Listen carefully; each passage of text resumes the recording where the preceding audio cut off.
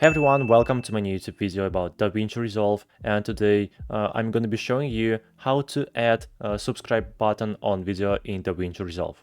So let's get started. Firstly, you need to download your favorite green screen video. The main thing is that there was a green background.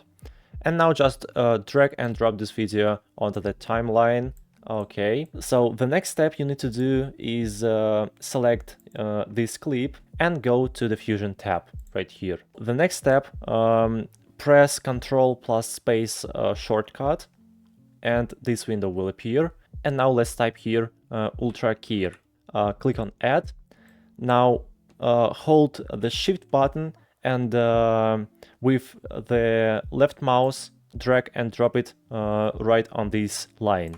And now on the right side you can find the inspector window, or you can just open the inspector window by clicking on the inspector at the top right. And here you can find the background color. And now you need to copy the color in this way. Click this icon and drag it to the green background. And also I advise you to correct this option, background correction. Just drag this slider to the right a little bit.